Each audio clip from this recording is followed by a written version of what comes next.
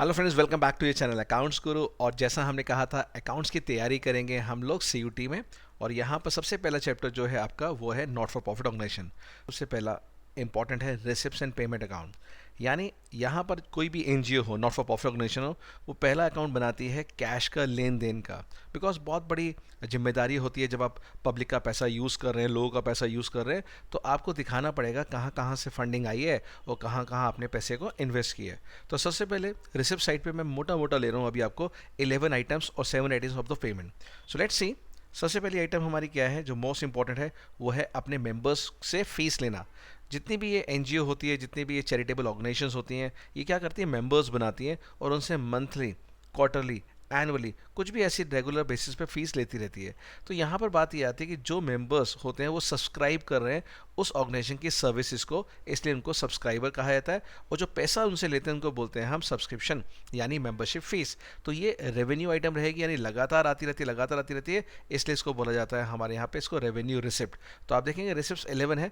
जो रेगुलर आती रहेंगी उसको हम बोलेंगे रेवेन्यू रिसिप्ट। जो कभी कभी आती है वो है capital receipt. Same with the payments, जो रेगुलर पेमेंट्स करेंगे वो रहेगी रेवेन्यू पेमेंट्स, और जो कभी कभी करेंगे वो रहेगा कैपिटल पेमेंट्स। फाइन। तो चलिए देखते हैं। और सेकेंड आइटम डोनेशन, यानी ये इन ऑर्गेनाइजेशंस को लगातार डोनेशन मिलती रहती है। चैरिटेबल हॉस्पिटल्स हो, चैरिटेबल आपकी डिस्पेंसरी चल रही है तो वहाँ लोग डोनेट करते हैं। इवन द रिलीजियस इंस्टीट्यूट, कोई आप मान लीजिए मंदिर गुरुद्वारे होते हैं हमारे, मस्जिद, वहाँ भी अगर आपको डोनेशंस मिलती है तो वो charitable organisation, charitable dispensary, charitable कोई भी स्कूल भी हो इवन, वो इन डोनेशन से चलता है। तो यहाँ भी वो डोनेशन उनके लिए क्या रहेगा, रेवेन्यू।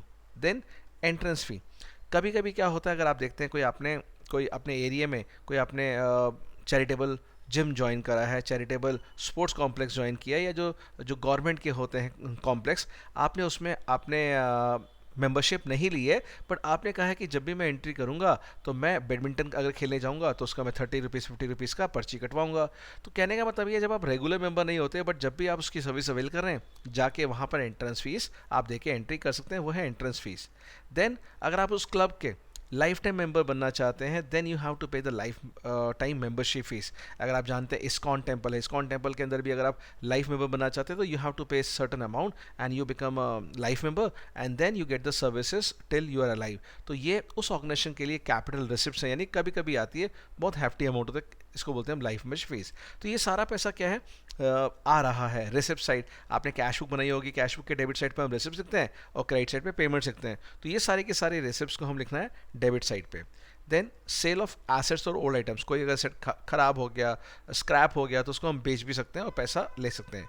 देन कई बार क्या होता है, अगर आप देखेंगे चैरिटेबल जो आपके मंदिर गुरुद्वारा हैं, यानी जो रिलीजियस ऑर्गेनाइजेशन है, वो अपना हॉल किराए पे देते हैं कि आपको मंदिर का हॉल है, आप 11,000 की पर्ची कटवाइए, यहाँ माता की चौकी कर सकते हैं, है ना, श्री कृष्ण जी के भजन संध्या कर सकते हैं। यानी उन्होंने, या फिर आप कोई कोई अपनी सगन का फंक्शन है, ऐसे ऐसे बड़े ऑर्गेनाइजेशन है रिलीजियस जो है चैरिटेबल, बट दे प्रोवाइड अपना जो हॉल है, आपको कोई वर्कशॉप करना है, कोई हेल्थ कैंप चलाना है, तो ये सब ये किराए पे देते हैं, बहुत रीजनेबल पे ये इनके लिए रिसिप्ट होती है। Then legacies. What is legacies, जहाँ पर कि मान लीजिए कोई कोई आदमी अपने मरने के बाद कुछ छोड़ के जाता है किसी ऑर्गेनाइजेशन के लिए, संस्था के लिए, तो उस पैसे को बोलते हैं लेगेसीज। तो ये तभी होता है जब आदमी की डेथ हो रही हो और उसने अब अपनी तरफ से कोई चीज़ को हमने डोनेट कर दिया। तो बच्चे कैसे डोनेशन है या अ सॉर्ट ऑफ डोनेशन है, बट स्पेशल नेम दिया है कि ये सिर्फ और सिर्फ डेथ के केस में आपको मिलती है, ऑर्गेनाइजेशन को मरने वाला आदमी डोनेट करके जाता है। Then sale of tickets. अगर मान लीजिए आप चैरिटेबल ऑर्गेनाइजेशन है, कोई मैच करा रहे हैं, जैसे आप देखते हैं ना आजकल सेलिब्रिटीज़ मैचेस होते हैं, वो कहते हैं इससे जो फंड रेज होगा हम इसको यहाँ पर यूज़ करेंगे चैरिटी के लिए। तो इस ऑर्गेनाइजेशन भी, ये जो ऑर्गेनाइजेशन है, ये भी अगर कुछ ऐसी चैरिटेबल इवेंट्स कर रही है, स्पोर्ट्स इवेंट कर रही है, तो उससे जो टिकट बेच के पैसा कमाएंगे वो भी उनका क्या रहेगा, receipts. Then interest and dividend receive. जितनी भी चैरिटेबल ऑर्गेनाइजेशन उनके पास फंडिंग बहुत सारी आ जाती है, तो पैसा सरप्लस पड़ा है, कोई काम नहीं आ रहा, तो वेस्ट है, वो उस पैसे को बाहर मार्केट में इन्वेस्ट कर देती है और वहाँ से रेगुलर रिटर्न कमाती है। उनके बेसिक खर्चे इसी इंटरेस्ट और डिविडेंड से निकल जाते हैं। बिजली पानी के, कोई स्टाफ का केयर टेकर रखा आपने, वो सारे खर्चे निकल जाएंगे। ऑल फंड्स रिसिप्ट्स, कि कोई भी हो, कोई भी किसी फंड के लिए, लाइक फॉर एग्जांपल मैंने कोई बिल्डिंग बना रहे हैं, ठीक है ना, अब उस बिल्डिंग के लिए फंड आया जा रहा है, मंदिर में बिल्डिंग बन रही है, इस्कॉन टेम्पल बन रहा है, तो वहाँ के लिए फंड आता है, तो कोई भी जो फंड आता है वो क्या होगा, हमारा रिसिप्ट, और उसको रिसिप्ट साइड में लिखेंगे। Then sale of investments. आप जानते हैं इन्वेस्टमेंट हमने कर रखी होती है, उनको अगर परचेज करते हैं तो पैसा बाहर जाता है ऑर्गेनाइजेशन से, बेचेंगे तो पैसा वापस आ जाएगा। तो ये मोटा मोटा 11 आइटम है रिसिप्ट्स की। अब बढ़ते हैं पेमेंट्स की तरफ।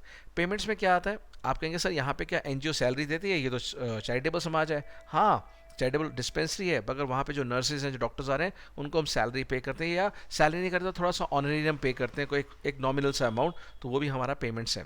परचेज ऑफ एसेट्स और इन्वेस्टमेंट्स, अगर हॉस्पिटल है तो उसको मशीनरी इक्विपमेंट खरीदने हैं, यहाँ पे कोई स्पोर्ट्स क्लब है तो उसको स्पोर्ट्स के इक्विपमेंट परचेज करने, तो वो ऐसे एसेट्स परचेज करता है, और नहीं कर रहा तो सरप्लस पैसे को वहाँ पर मार्केट में इन्वेस्ट भी कर सकता है। तो यहाँ पर यह है सारी रिसिप्ट्स और पेमेंट जो मैंने आपसे शेयर करी। देन बात करते हैं रिपेयर एंड मेंटेनेंस। ये मेंटेनेंस हमेशा चलती रहती है ऑर्गेनाइजेशन में, कभी बिजली का कोई प्रॉब्लम आती है, कभी पानी का कनेक्शन है, जो छोटी मोटी चीज़ें आती हैं उसके लिए रिपेयर मेंटेनेंस चलता रहता है। And then telephone expenses, telephone is a massive expense nowadays. अगर घर में 10 लोग हैं, 10 में से 9 लोगों के पास मोबाइल फ़ोन होगा, तो ये टेलीफोन एक्सपेंसेस भी रेवेन्यू होता है। लाइटिंग एंड पावर, जो ऑफिस में चल रही है, फैक्ट्री में लाइटिंग चल रही है, पावर है, 3 फेस पावर है, जिसकी कॉस्टिंग ज़्यादा होती है, वो सारी पेमेंट्स हैं। और अगर आपने एफडी करा दिया, आपने सुना होगा फिक्स डिपॉजिट करा दिया बुरे वक्त के लिए, तो वो एफडी भी आपकी क्या है, पेमेंट्स है, और उसको बोलते हैं हम कैपिटल पेमेंट्स। तो जो पेमेंट लगातार की जाए रेवेन्यू पेमेंट्स, कभी भी की जाए तो वो कैपिटल पेमेंट्स। अब देखते हैं यहाँ पे स्पेशल फीचर, और ये बहुत बहुत इंपॉर्टेंट है। इसके बेस पे सीयूटी में एमसीक्यू लास्ट ईयर भी आया था, अभी भी आएगा, तो ध्यान से पढ़ना। फीचर्स का मतलब क्या है, सारी वो बातें जो आपको पता होनी चाहिए ताकि आप उसके ओटीक्यू क्रैक कर पाएँ। पहला, यहाँ पर सबसे बात समझिए कि यहाँ पे कौन सी ट्रांजेक्शन रिकॉर्ड होती है। यहाँ रिकॉर्ड होती है कैश और बैंक की transactions. Yes, all receipts whether revenue और कैपिटल, मैंने बता दिया। रेवेन्यू मतलब जो रेगुलर बेस पे आती है, कैपिटल जो कभी कभी आती है। अब जैसे कोई फंड रेज हुआ है वो कभी कभी आएगा, मगर इंटरेस्ट इन्वेस्टमेंट्स रेगुलर आएगा, कमीशन रेगुलर आएगा, सेल ऑफ कोई भी आपका ओल्ड वेस्ट मटेरियल वो रेगुलर आएगा, तो वो रेवेन्यू आइटम्स है। ऑल रिसिप्ट्स वेदर रेवेन्यू और कैपिटल और रिलेटेड टू प्रीवियस, करंट और next year, they are shown in this account. तो रिसिप्ट पेमेंट की खास बात क्या है, ये जो अकाउंट है किसी को भी डिफरेंस नहीं करता, ये इस साल का है, पिछले सालों का, अगले साल का है। ये कहता है अगर रिसिप्ट आई है तो मुझे डेबिट साइड पे लिखना है बस। It can be said that all the receipts and payments are written in it without any classification, कोई डिस्क्रिमिनेशन नहीं करते, क्लासिफिकेशन नहीं करते। अगर ये आपकी पेमेंट है तो पेमेंट में आएगी, रिसिप्ट पूछना भी नहीं है कौन से साल की है, हार्डली मैटर्स। देन जितने भी कैश और बैंक के रिसिप्ट्स होंगी वो डेबिट साइड पे आएंगी, और पेमेंट्स कहाँ आएंगी, क्रेडिट साइड पे। मैं बता चुका हूँ this account is a real account. कौन सा अकाउंट है, रियल। रियल का रूल क्या होता था, debit what comes in, credit what goes out. तो जो भी पैसा यहाँ आ रहा है हमारी ऑर्गेनाइजेशन में, वो सब क्या होगा, डेबिट होगा, और जो जाएगा क्रेडिट हो जाएगा। Simply only cash transaction are recorded in it. इसका मतलब क्या हुआ, यहाँ पे कोई रेंट आउटस्टैंडिंग है वो रिकॉर्ड नहीं होगा, आउटस्टैंडिंग रेंट। कोई डेप्रिसिएशन ऑफ मशीनरी है वो रिकॉर्ड नहीं होगी। कोई एक्रूड इनकम है, income earn but not receive, वो भी रिकॉर्ड नहीं होगा। सो ये सब चीज़ें रिकॉर्ड नहीं होती, बिकॉज ये कैश बुक की तरह है रिसिप्ट पेमेंट अकाउंट, यानी ये बनता है कैश बेसिस ऑफ अकाउंटिंग। हमारे पूरे वर्ल्ड में 2 अकाउंटिंग है, कैश बेसिस, एक्रूल बेसिस। जो चैप्टर 4 था आपका 11th क्लास में, उसकी बात कर रहा हूँ। वो यहाँ पे बता रहा है कि जो भी चीज़ आई है वो ऐड, जो नहीं आई नहीं लेते उसको। जो भी चीज़ पे करी है वो सब ऐड, जो नहीं पे करी उसको हम पेमेंट नहीं मानते। ठीक है। So the first and last figure in this account represent opening and closing cash balance. यानी जब आप रिसिप्ट पेमेंट अकाउंट बनाएंगे तो यहाँ पर अगर मैं आपको इसका फॉर्मेट दिखा दूँ, तो जैसा आप देख सकते हैं सबसे पहले ओपनिंग बैलेंस आता है, और ये हमने आपको 11th में कैश में बताया था कि डेबिट बैलेंस हो तो वो डेबिट में आएगा, अगर क्रेडिट बैलेंस है तो ओवरड्राफ्ट होता है, क्रेडिट में आता है। और यहाँ पे रिसिप्ट पेमेंट दोनों आती है कैश बैंक की। तो यहाँ पर आपको समझना पड़ेगा कि डेबिट साइड पे बैलेंस पॉजिटिव है, कैश हैंड और कैश बैंक, और जो क्रेडिट बैलेंस है वो बैंक का नेगेटिव बैलेंस है, यानी जो ओवरड्राफ्ट है, हमने बैंक से पैसा ले रखा है जबकि बैंक में कुछ जमा नहीं कराया। अब देखते हैं रिसिप्ट्स, रेवेन्यू रिसिप्ट्स कौन सी होती हैं। रेवेन्यू रिसिप्ट्स कौन सी होती हैं, यहाँ पर जो लगातार आए, यानी रिसिप्ट्स को हमने 2 हिस्सों में बांट दिया, रेवेन्यू एंड कैपिटल। तो ये आपको दोनों समझना पड़ेगा कि ऐसी क्या खास बात है डिफरेंस रेवेन्यू और कैपिटल रिसिप्ट्स के अंदर, वो देखते हैं। तो सबसे पहले रेवेन्यू पढ़ते हैं। यहाँ पर रेवेन्यू का एक खास बात है जो आपको हमेशा ध्यान रखनी है, और वो है क्या, रेकरिंग नेचर। यहाँ पर जितनी भी रिसिप्ट्स हैं ये वो हैं जो बहुत ही रेकरिंग होती हैं, रेगुलर होती हैं, फ्रीक्वेंट होती है, लगातार।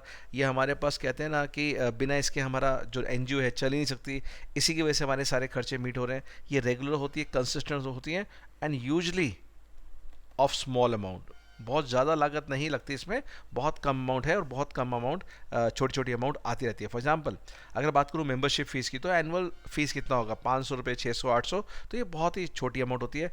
और तीनों सालों की अगर आज आई है, यानी पिछले साल का कुछ पोर्शन रह गया था, जो हमारा मेंबर है उसने आज दिया है, तो भी वो आज के रिसिप्ट साइड में लिख देंगे। किसी ने अगले साल का अभी दे दिया, मुझसे तो अभी एडवांस ले लो आप 2000 रुपये, और ये हो गए 3 महीने, 3 साल की छुट्टी हो गई। तो कोई भी एडवांस अगर दे देता है तो वो भी यहाँ पे आएगा रिसिप्ट साइड पे, क्योंकि वो कैश बेसिस फॉलो कर रहा है।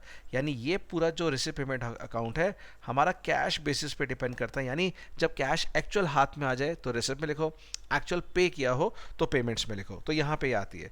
उसके बाद सारी आइटम मैं डिस्कस कर दिया है आपको, वो सारा आप पढ़ लीजिए। Donation, sale of ticket, match receipts, government grant, advertisement, किसी जगह एडवर्टीजमेंट दिया है वहाँ से पैसा आ रहा है, and interest, dividend receive, rent of hall, locker rent, miscellaneous receipt.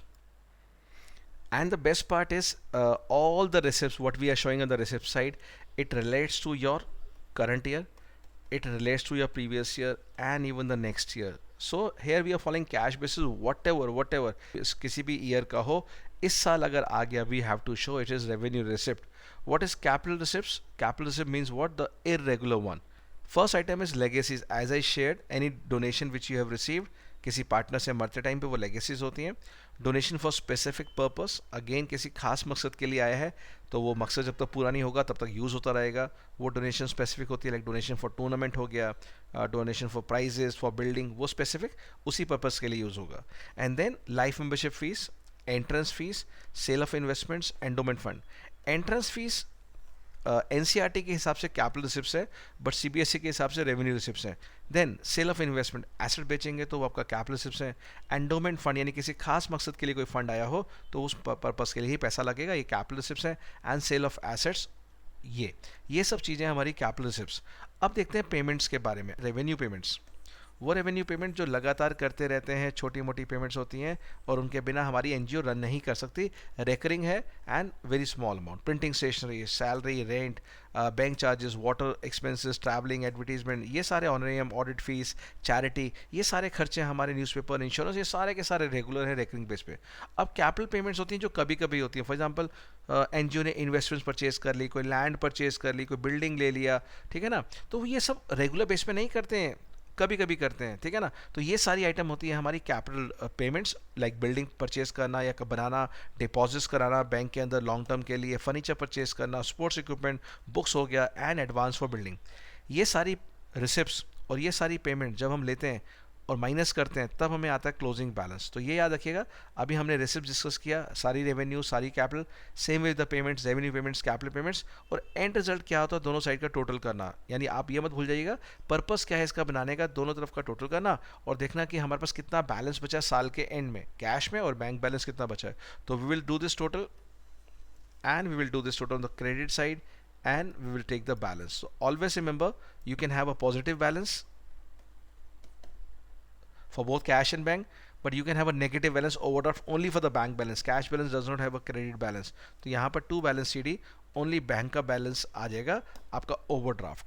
तो ये आज की इस क्लास के अंदर हम सिर्फ करने वाले हैं रेसिप्ट पेमेंट अकाउंट, बताने वाले हैं क्या आपकी खास बातें थी, क्या क्या खास बातों का ध्यान रखना है रेसिप्ट पेमेंट अकाउंट बनाते हुए, और क्या इनके फीचर्स थे 5.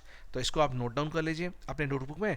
अगले सेशन में हम लेंगे इनकम एक्सपेंडिचर अकाउंट और करेंगे उसके प्रैक्टिकल क्वेश्चन. और हाँ, अगर ये एफर्ट अच्छे लगेंगे, do like subscribe the channel, accounts को बनिए रहेगा. और जैसा 12th में हमने आपको अच्छे मार्क्स दिलाने का प्रॉमिस किया था, CUT में भी आपका जो ड्रीम सक्सेस है, ड्रीम कॉलेज है, वो हम आपको दिलाएंगे. So bye bye, take care, love you all, God bless you.